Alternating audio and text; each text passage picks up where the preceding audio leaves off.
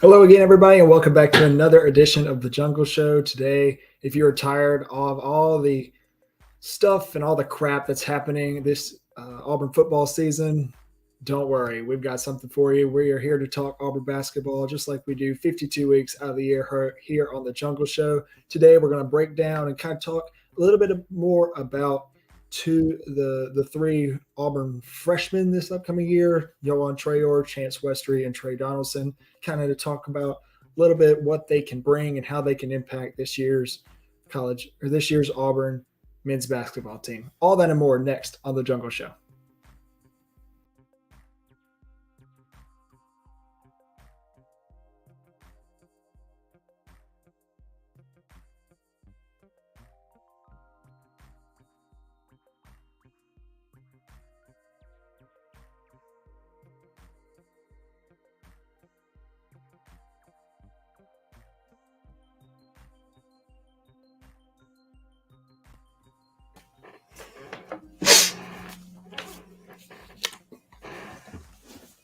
All righty, we are back again for another edition of the Jungle Show.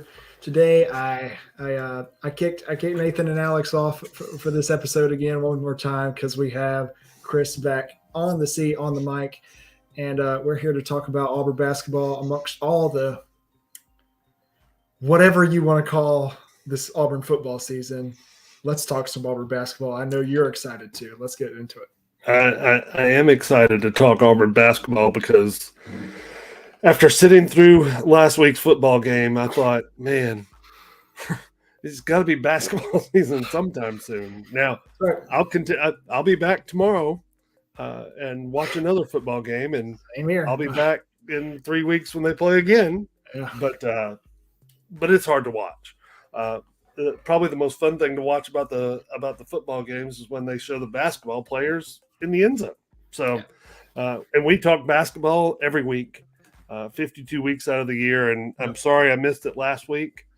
I got a little bit of listening to what was filled in for me, and I'm glad I'm back. Ooh, I love you, Nathan and Alex. That's a burn, and I'm going to send this. I'm going to send a clip of that to Nathan and Alex. Just play it. A little bit. I love you guys, But no, yes, just like you said, we're here to talk basketball amongst all the football stuff that is here 52 weeks out of the year, every Friday at 6 here in Auburn Daily. And we enjoy doing it. Mm-hmm. We enjoy doing it. We're going to keep doing it and keep on doing this until they tell us no. Until they tell us we can't do it anymore. That's right. But that's right. Yeah, ready for the season to get started. Yeah. So I'm excited. But just like I mentioned in the intro, today I want to focus on what these three freshmen and, Auburn has shown success under Bruce Pearl, especially recently with freshmen, and not only making impacts at Auburn, winning awards at Auburn, making history at Auburn, but also moving them along into the draft. The past 3 years, or the past 2 years, he's put three freshmen in the draft. And, one of those was third overall pick. The other two were second-round picks. Probably both of them should have been first-round picks due to what they've done in the NBA so far, Sharif Cooper, JT Thor, but also all that weird stuff that was going on in the COVID year, that made that a little bit of a different situation. You know what I'm talking about? Yeah. So what does he do with these three freshmen coming in? We haven't had three freshmen in a while. Last year, the only freshman we had on the team was Jabari. The only true freshman we had on the team. I guess you're right. Because, Walker, he's technically a sophomore. Walker was not a freshman, no. Wendell, he was technically a sophomore. Same thing with KD. Zepp's at like 35 years old. Dylan was a sophomore. So, yeah, you're right. First year we only had one true freshman last year, and he was kind of good. He was pretty good. But now having three freshmen, being able to plug these guys in, to not only because you didn't lose a lot, you only lost Jabari and Walker, being able to plug these three guys in along with transfer Janai Broome, how do they make that impact? How do they make the impact that we need them to make? And that's what I kind of want to talk about tonight. But we're going to start off by mentioning a few things that happened around the program. Obviously, practice started this past week. We're we're on the fence, guys. We're close. We're getting close. We're getting closer and closer. We need it. We need it bad. Mm-hmm. Yes, practice started. Bruce Pearl had a small little press conference, I guess, if you can call it. Some of the guys are out there asking questions. And he mentioned that Alan Flanagan and Coach Wes Flanagan are not with the team right now due to personal and family matters. And we hope everything is okay with that. Obviously, we want Alan to be back and ready for the season and able to practice, not only just him, but also have Coach Wes back. Obviously, those two that's two big parts of this team. Senior Flanagan and one of our top assistant coaches. What does that mean for the team right now, especially in practice without one of their seniors and without one of their leaders? How do they keep going? How do they start off practice as they should without him? Yeah, so I think missing Alan is one thing, but we went through that last year. Yeah. Early in the season, not having him in practice. I think it's a bigger deal the longer we don't have Coach Wes out there, because Coach Wes is a fantastic coach, and we need him to be a part of the program as much as possible.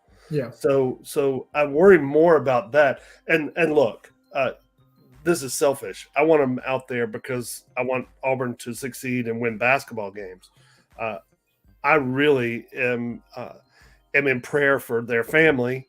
No matter we don't know what the situation is, but I think we need to keep them in our prayers, because I don't think those two would just leave the program if it weren't something that was really important.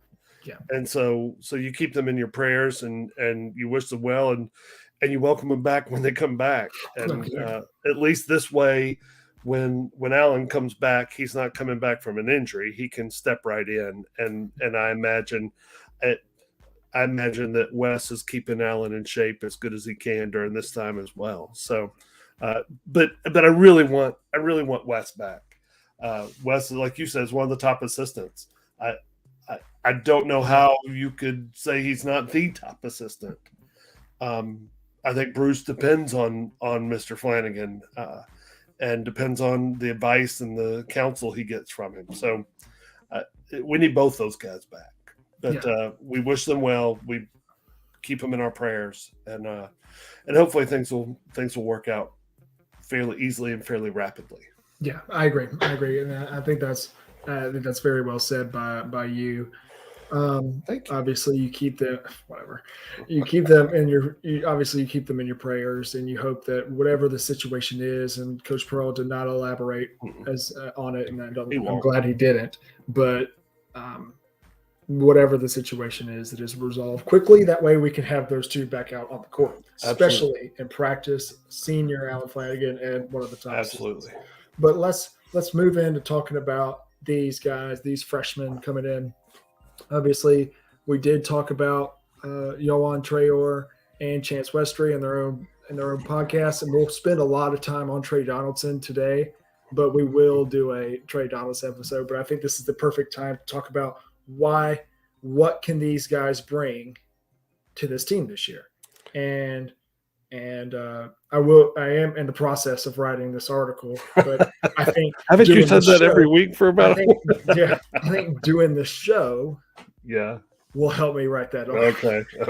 So little writer's block. That's okay. Yeah. Absolutely. Yeah. But let's go in straight away talking about Yohan Traore. Obviously, the 6'10", 225 center, power forward, whatever you want to call him, from Glendale. He was originally from closer to here and then moved to Glendale to play at Dream City Christian. And obviously committed to LSU, was committed to LSU for a very long time. Then the Will Wade exodus and the implosion of that LSU basketball program. Thank you, Will. Mm-hmm. And we will continue to talk bad about LSU because it's fun. Tomorrow. And it's LSU football weekend, by the way. Yeah. Corn dogs are coming to town. I don't think I've ever been less excited for an LSU Auburn football game.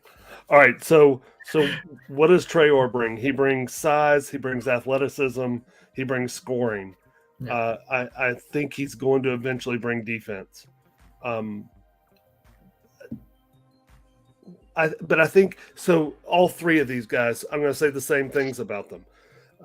They bring size because Tre Donaldson's going to play the point, and is not the Jared Harper size point guard. Yeah.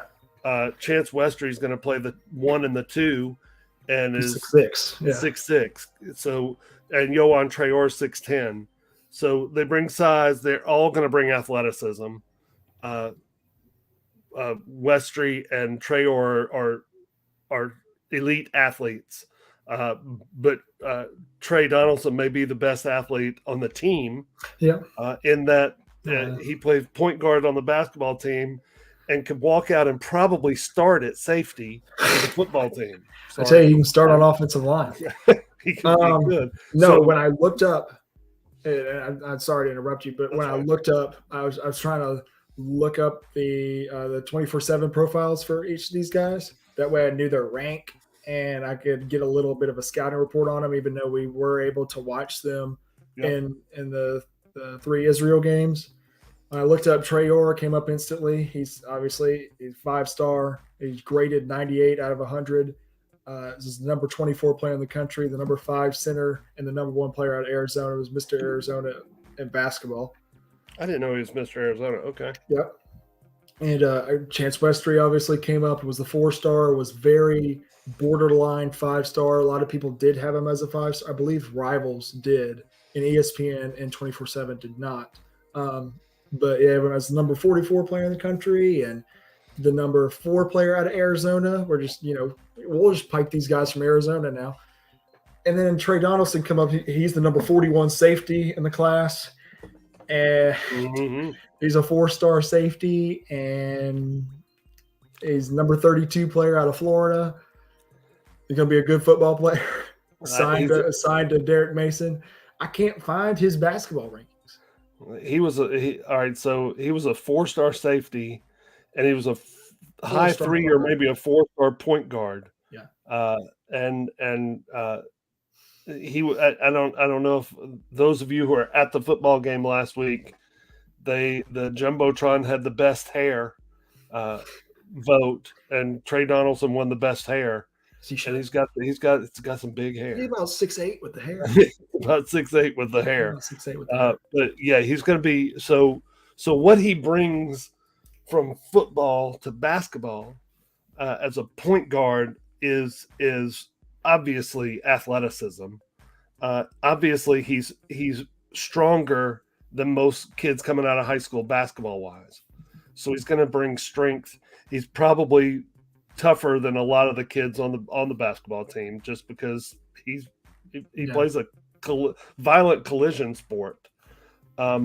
So he brings that toughness. He brings the athleticism. He brings the height. I think we saw in Israel that he can score. I'd like to see him shoot.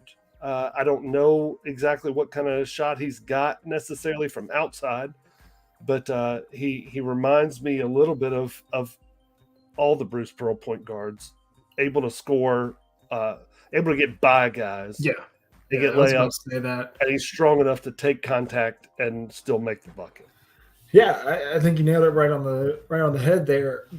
Donaldson is not the stereotypical, shorter, smaller, undersized guard that Bruce Pearl has had success with in the past. So with Sharif and Jared and Wendell and Javon and guys like that. He's more of that above the rim finisher type of point guard. He's gonna show great athleticism. He's tall enough to. 6'1" on his football profile. He's again probably 6'8" with his hair. Like you said, with the hair, he's much taller. It's different. But again, it's different with a guy like him. It's going to be different with him being on the floor, and he does bring a different kind of aspect to running an offense. And just like you said, I don't know what kind of jumper he's got. He did show the ability in Israel to score, especially in the second game. I believe he had 8 or 9 points. He's shown the ability to score it. And I remember the nice pull-up jumper he had off of a screen one time. Right. Yep. He's got the ability to score. He's a great basketball player. Where does he fit on the team in the offense? Who do you see him playing with? I don't know. I don't know what shooting guard, what small forward do you pair him with to get him out of the forward for him to be at his best? So, so the first two guys that we talked about in Traore and Westry, I think are going to play a lot. It's hard to keep them off the floor. I think that Donaldson may be behind some guys, maybe even including Westry at the point guard. I think they're going to play Westry a lot more on ball instead of off ball, like some people thought he would play. I think they're going to move Zepp to the 2 more as a shooting guard. And so if you look then at point guard, it's Wendell. Yeah. Where do you put KD? If you move Zepp to the 2, does that help Tre Donaldson get more time? Is he third point guard? Can he play the 2? I don't know. Again, we didn't get to see a lot of his shot, but it's a good problem to have. You've got Wendell that can play the point. You've got Zepp that can play the point. KD can play the point if needed. Chance Westry can play the point, and Tre Donaldson can play the point. Yeah, that's 5 guys that can play. All 5 of them can play point guard. So, and Dustin got on and said, "War damn Eagle." Yeah, war damn Dustin. So glad to have you back on before. Baby. We need some basketball. We need some basketball. But I think that 5 guys that can play the point guard in Bruce Pearl's system.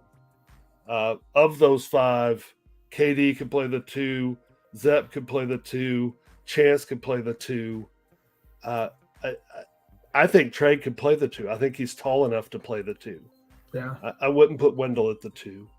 The only thing I struggle with moving Zepp to the 2 is his size.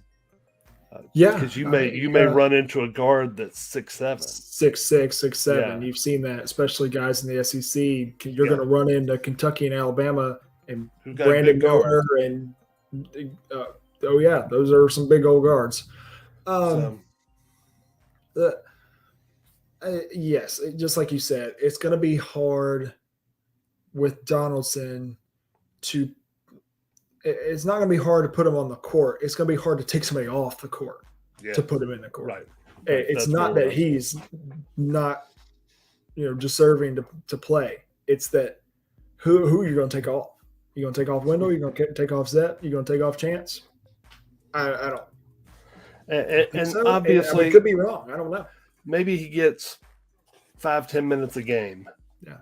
Just in a backup role, just to if he can step in when Wendell or Chance or some of these other point guard available guys need to break or need to move them to 2, if he can step in and just handle things, not get freaked out. Not because freshman point guard, that's a hard thing to do. Yeah. But if he can step in and go, all right, I can handle things. I can run the offense. I can get you some points and play good defense. Yeah. Yeah. So at that point, you want to put him with guys like Traore or Broom or Flanagan or Jalen Williams, or you don't want to stick him out on the court with, say, 0-14 KD Johnson and Allen last year. That can't happen again. No, he doesn't need to be the primary scorer when he's on the floor. No, he needs to be looking to attack. Yeah. I do think he's got the ability, just like any other Bruce Pearl point guard, and I know you mentioned this earlier, to get by people. I think he's got that ability, as does Chance Westry. When Donaldson is on the floor, and you said you don't want him to be the primary scorer, I agree with that. How does he impact the game? You know how he does it if he wants to play. He impacts it on the defensive end. Defensive, yeah. He's a taller point guard. Yeah. He's quick enough. Athletic. Yeah. He's tough as hell because he's been playing football his whole life. He's a safety. He hit people. He's a defense. He brings that defensive back mindset. I'd love that. Exactly. If he wants to see the floor more, Mm-hmm. and I say more than 5 or 6 minutes a game, he does it by playing defense. And I think if, just like I said, if he brings that defensive back mindset, not like doing the incomplete sign if the quarterback throws it 10 yards across the field, not that, by the way, but I hate that. But more of the dog, grimy defender, and I don't want him to hit somebody like Junior Rosegreen did. I want him to. Oh, it would be fun. There are a couple guys, Colin Castleton, I'm looking at you, that I'd like for him to hit like that. That's first SEC game, baby. Come on. I know. He may not suit up again for a few weeks, but yes, if he wants to see the floor and he really wants to make an impact as a freshman, his best opportunity is to play defense as hard as he can in practice. Lock down KD, lock down Wendell, lock down Zepp, and say, I'm big, strong, and tough. Yeah. And I may not be the best basketball player on the team, but I'm gonna lock you up. Yeah. And if he can do that and he can communicate, he's gonna be on the floor. He'll be on the floor. Yeah. Bruce will let you play if you can defend. Yeah. Yeah. So talking a little bit about the other two guys, and the other two guys, we both agree, and I know a lot of people would agree with this, are going to be on the floor a lot. They're hard to get off. Traore, I think he's got a chance to start over Jalen Williams. I think he will start over Jalen. And I love Jalen. He's the Swiss Army knife of the team. Is the guy on this team next year. Yeah. Westry has as good of a chance, especially now, and not taking with Allen being out, making this against Allen because of the situation. I'm not saying that, but I'm saying with the situation currently, he's got as good of a chance to start over Allen Flanigan. What he needs to do, and that needs to be his mindset. Yeah. Okay, my mindset coming in as a freshman is whose job can I take? Yeah. And you step into the first week of practice, and the senior that is in your position isn't there. Yeah. And again, we're praying for Allen and his family. Don't know what's up, but it's something serious, or else they wouldn't have left. So, but as Chance Westry needs to go, this is my chance to step up and go, this is what I can do. Here you go. And lay it out on the floor and say, beat that. Yeah. Yeah. Just like you said, he needs to, what job can I take? I think it's as easy for a guy like Traore. I think it's Jalen Williams, because I think the addition with Broom, we talk about Traore being Jabari's replacement. And of course, he's not as good as Jabari Smith. I know that. I'm aware of that. Blasphemer. If he can be that guy, just like I think Janai Broom is Walker Kessler's replacement. Absolutely. So you team those two back up again. We saw it in Israel, and of course, last year we didn't get to see these guys play in early August against three different levels of competition that we saw this year. So we didn't know as much about Jabari or as about Walker, or KD, or Wendell, or Zepp. We didn't know about these guys. Right now, we can kind of figure out, all right, these guys need to be on the floor together. Yeah. I think Traore and Broom need to be on the floor together. That leaves well. And that leaves Jalen Williams and Dylan Cardwell coming off the bench. And I think that's fine in the Dylan Cardwell situation. Look, Dylan's not as skilled offensively as Janai Broom. That just, and Janai may be even a better defender than Dylan. And I love Dylan. I'm a Dylan Cardwell fan club member. Jumbotron man. I'm going to buy one of those shirts. That's awesome. Say that. I love that. But with Jalen, it may be a little harder because Bruce said at the end of last year, I'm building this team around Jalen. He is the best player on the team. I'm not saying anything against. I think Traore will have the best. Traore or Westry will have the best pro career. I think those are the best pro prospects. I think Wendell may have the best year as point guard one. If he gets a little more consistent, he will have the best year.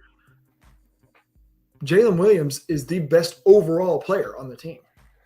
Yeah, and Bruce acknowledged that and said he's going to build the team around him. So it's going to be hard. Jalen's going to play a bunch. Yeah. If he's a starter, he's going to play a bunch. If he's coming off the bench as the sixth man, he's going to play a bunch. Yeah.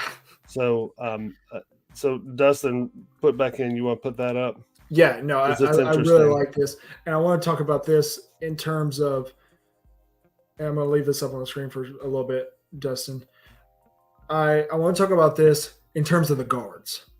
Last year, as I just said, we did not know about Zep, KD, and Wendell. Those were brand new guards to the system. All three of them come back, and you add Donaldson and Westry in there. Well, as well, and if you want to consider Flanagan in there as well. Yes, the experience in March is. And the tournament, the March Madness tournament, is a guards tournament. It always has been. Always has been. And as we started to not struggle, because there was never a point last year where we really struggled. But as we got all the way up to number one, lost to Arkansas, and then you kind of saw a few games where it was like, we shouldn't be turning the ball over 20 times. We shouldn't be doing this, doing that. I got worried, especially as the guards were struggling. I got worried because, okay, if our guards aren't playing well, Jabari's not going to win us games in the NCAA tournament. Walker's not going to win us games in the NCAA tournament because it's a guards tournament. And the experience of the guards, just like Dustin just said, the experience going into March, this team has a chance to be different than last year. I don't think they're going to be as talented, but they're going to be different in a good way. I think they're going to be as deep. Oh, yeah. They're as deep as anybody in the SEC. And Dustin talks about maybe not as good of a regular season. And you're right. We won the SEC regular season last year. So it's hard to get better than what we did. Yeah. But I think that and another portion of that, of what you're saying, Dustin, is this league is scary good. Arkansas is fantastic. Kentucky's always fantastic. Alabama's got a good team. Tennessee's got Vescovi and those guys coming back. Guy can shoot from anywhere. So you're right. We may not have as good of a regular season and may end up farther in or third in the league. But go farther in March than we did last year. Yeah. Because I think you're right. I think we built that team last year around Jabari and Walker. Yeah. And that got us through the regular season, killing people. Yeah. But when it came to the tournament time and our guards, people started to realize those guys are not as good as shooters as.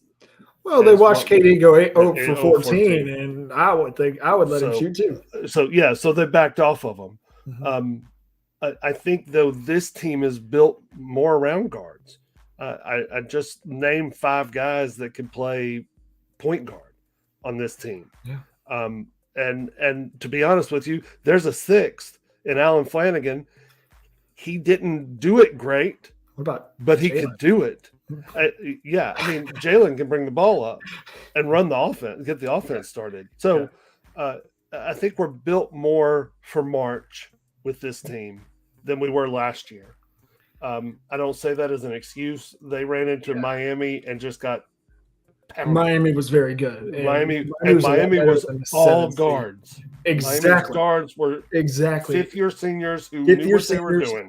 Yes. And so we've built this team around guys like that are guards that have been here, been through the system. And I think you're right, Dustin. We may not win the SEC regular season, but March is about guards. Exactly. And if we can shoot it, it changes everything. Yes. And if you need any more proof of that, our 2019 team, the Final Four team, was all guards. About guards. The Kentucky game, Jared and Bryce combined for 50 of our 80 points in the Elite Eight. It is all about the guards. And last year's team was built around Jabari Walker. And just like you said, we bulled right through the regular season and killing people. And Jabari was unbelievable. Got him up to, should have been the number one pick. But, and Walker as well. Walker wasn't going to be drafted. And he was, 22nd, something like that? It's all about the guards, just like we've been saying. He's got a good point there, too. So, seemed like Miami was a veteran squad that had been in a situation, and I'd been in that situation before, and we were a young group. They just got caught up in the moment. This time around, our vets can lean on that experience. That's a perfect point. Yeah, I think that Miami, it's and we just said that Miami had they were built on guards. They were built on veteran guards. They have a really good coach who knows how to scheme with his veteran guards. And we went in and look, we got our butt kicked. Yeah, Miami just wiped the floor with us. And hopefully, like you said, Dustin, we get that experience and you learn from it. You don't pout about it. You go, okay, what do we got to do to get there where they are? And oh, by the way, it's build your team around guards. And that's what Bruce has done. And Bruce has some different guards than he's had before. You and I just talked about Chance Westry and Tre Donaldson are different guards than he's had before. Oh, completely. He's never had a 6'6" wing guard, point guard.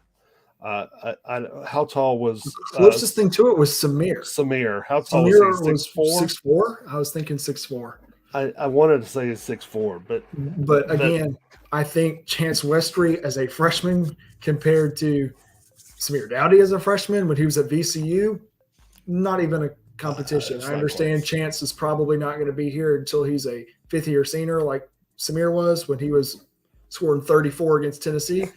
But when that team would have gone a long way. We would have, because that was guards. It was guards. Samir it was Javon. Yeah. And Okoro, you're right. Wow. So, okay, you build your team around guards, you will go farther in March, as we've seen with literally every tournament. The Final Four, like you look at the Final Four last year, Villanova was built around guards. Gillespie was one of the top guards in the country.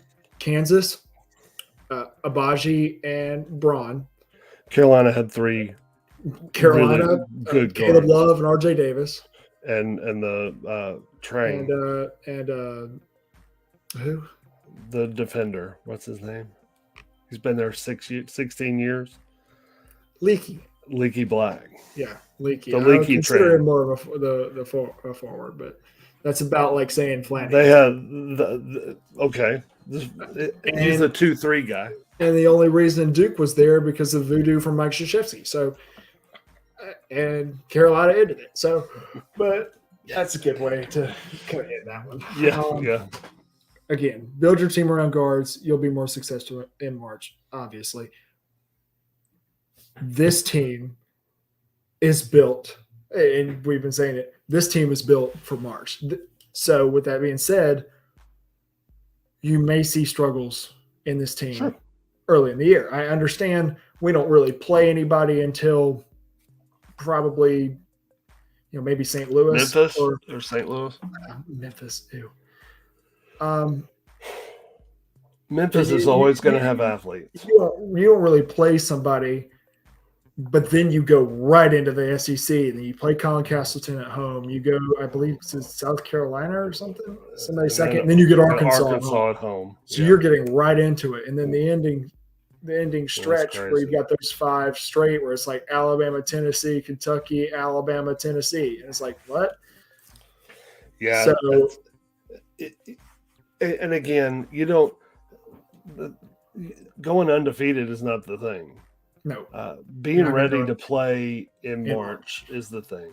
And last year was great, but we didn't have the experienced veteran guards that we needed that that could get us through that, because those Miami guards just took advantage of us. They just took advantage of us, and that Wayne guy, and we couldn't get it to Walker, and Walker couldn't make it, and Jabari couldn't get it to him. It was just, that's where you need that veteran guard, like we were talking about, to go, okay, I got this. I know what these guys are doing. It's not going to work. Yeah. And I'm going to take over. So. Yeah. All right. We'll go ahead and get out of here on this episode of The Jungle Show. If you want to find us on Twitter, you can find missed it. It's not up him on Twitter. Yeah. Find him on Twitter at War Eagle Hoops. Or you can find me at Chris Oldenburg. You can find all the amazing stuff on auburndaily.com. They're getting some great football stuff going on right now. Of course, football is unbelievably crazy right now. Thanks, Dustin, for joining in, by the way. Yes, absolutely, Dustin. You're awesome. But we'll go ahead and get out of here. We will be back next week at Friday at 6 p.m. right here on the Auburn Daily. Until then, War Eagle. War Eagle.